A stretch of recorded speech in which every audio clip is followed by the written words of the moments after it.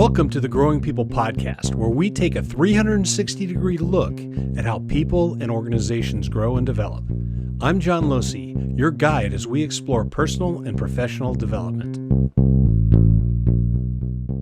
I'm here with Dan Miller, who's joining me for this very first meeting or session for the 2023 Growth Expedition. Whoop. Yeah, woohoo! Let me share the screen just so you get the full force and effect of all this. Are you seeing the screen okay, Dan? Yeah. All right. So having fun with all this.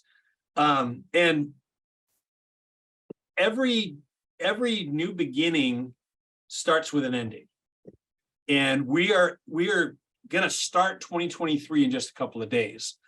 And there's an old, this comes from Bridges' work on transitions. And I heard it put in the form of, you can't get meaning from a sentence until you put a period on the end of it.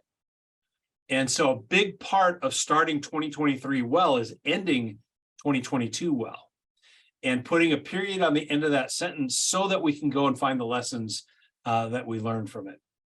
And I like to start it with a celebration. And it's some people think, like, how can you celebrate? You just finished this big trip, the big trip through 2022. I think of it as like when you watch marathoners break the tape on the finish line. They're celebrating, but it's subdued. They're fatigued, they're tired. I don't know, there's some, like if the race was great, you get a lot of energy from that. But don't be afraid if the race was hard. And this is where I need to listen to my own advice, in that this was a hard 2022. The second half was just incredibly difficult, but there's always something to celebrate. And I just wrote a couple of articles on gratitude that when somebody was talking about, they opened up their emails and they felt like it was just the worst day in the world because all the emails were negative and they didn't know how they could go forward.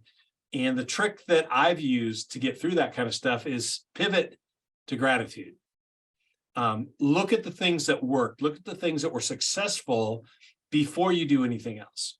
So what I did this morning, I woke up, I was thinking to myself, man, 2022 is going to be hard to celebrate.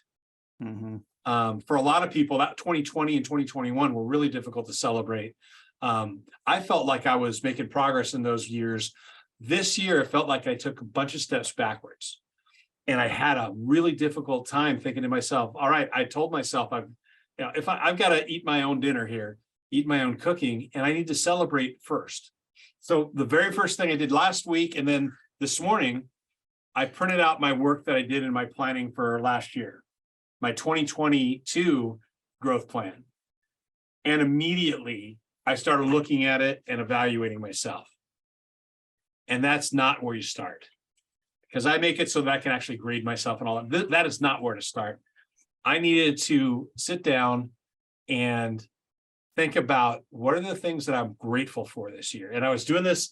So I pull out my journal. And again, this part of the year, I wasn't in my journal very much at all. And that's not a good thing. But pull out my journal. I'm sitting on this big cozy brown chair in my living room. And I'm sitting there thinking, this is writing just that. This is going to be a tough year to celebrate. But on the floor next to me was my son putting together a Lego kit and watching him do what he loves and just having a great time. And then remembering, man, I'm grateful for that. I'm grateful that we have the house that we have and that my wife is still in it after even a tough year. And that just starts to play off itself. And I started writing a list, and I need to continue it. But where's my list? I started my list and got about 2 pages in, and then the day started to start. So I need to continue that list. That's the first part of celebrating, is figuring out what to celebrate. And then I just made these plans this afternoon, and made it a game with my son. As a family, we're going to go get ice cream. And he loves this place near us called Coach's.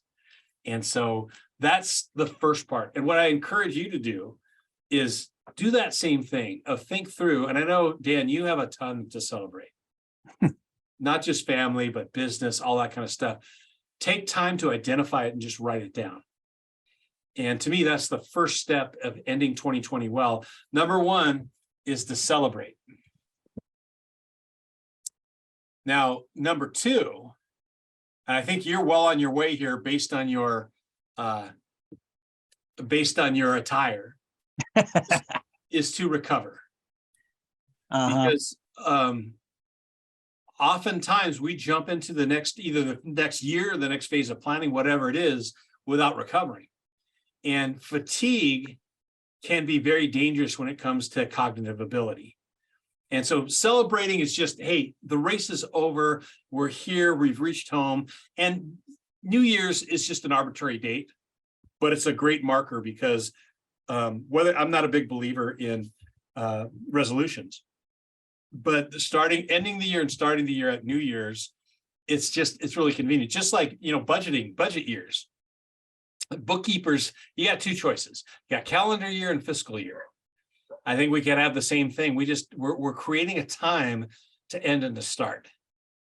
And whether you want to do that monthly, quarterly, whatever it is, and you can separate things out, but having that point that we know it's going to end, it helps us actually move forward because we put a period.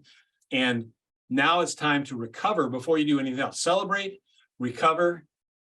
And I really need to do this. I need to schedule a time, probably Wednesday or Thursday. My recovery spot is a place, beach is about a half hour away, and I've got my office annex down there. I need to just go down there with any agenda. Sometimes I go down there and work. I just need to sit down there and look at the ocean and see what my office mates will be. Sometimes it's seagulls, sometimes it's dolphins, sometimes it's sea lions. But go down there and just be for a little bit. And so that's my plan for recovery. Now, depending on where you're at, my challenge to you is to think through, what do you need to do to recover from 2022?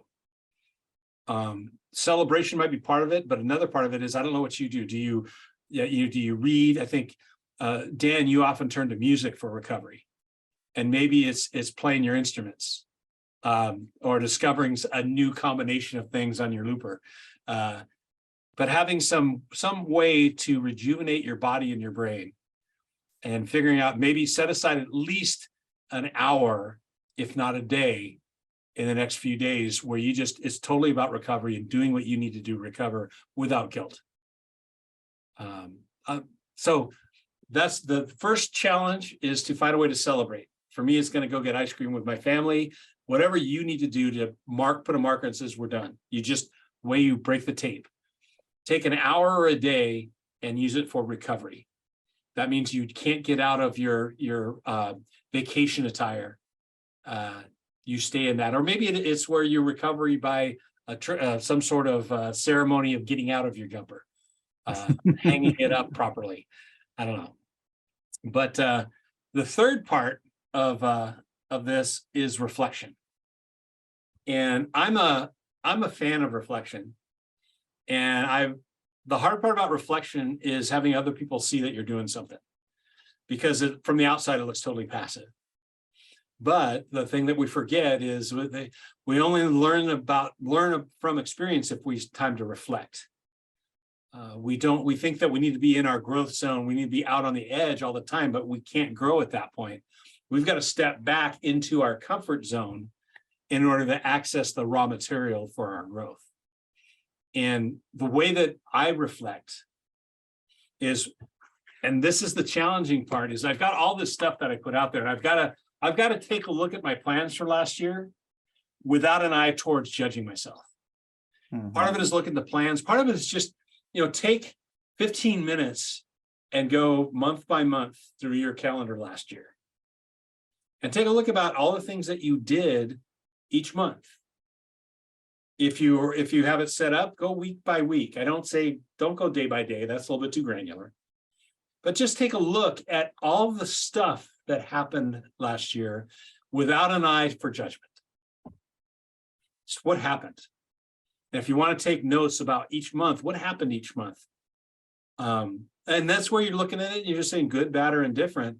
Stuff happened each month. What was it? Because then after that, after you've done the reflection, that's when you're going to kind of do some assessment and thinking through what was good, bad, and ugly. This is just what happened. And if you take, 2-3 minutes per month, it goes pretty fast. My guess is that you'll linger, but if you set aside 15 minutes, half hour to just look at your calendar for the year, and whether you can look at it two ways, one personal and then another professional, and keep two lists of everything that happened each month. I don't even know if I have it, and it might be in my previous journal, but yeah, it's in the previous one. But I've got just pages where I said January and then listed what happened. What were the events? What projects did I work on? What I get done? Did I go out at all? So that's kind of the piece that I'm looking at here with start 2023 by ending 2022 really well. And you do that through taking time to reflect. Excuse me. You do that through celebrating, and the homework is to do something to celebrate today or tomorrow. And then recover. Between now and Friday, let's say, but it could be, you could extend a little bit. Take an hour at least, and maybe take a full day and do what you need to do to recover, whether it's reading, playing instruments, listening to podcasts, going for a hike, going paddling, whatever it is that helps you recover from the year and creating that space. And then finally, the last part of our little opening session here is to take time to reflect. And my recommendation is you walk month by month. You can take 15 minutes, take a half hour, or however long you want. Go to a coffee shop, have your calendar and have your journal there, and just write out what happened. Because Wednesday, when we get to Wednesday, we're going to start to explore what lessons were there for us. So between now and Wednesday, definitely celebrate, see if you can recover, and then start to reflect on your year. And that's the first part of starting 2023 well by ending 2022 well.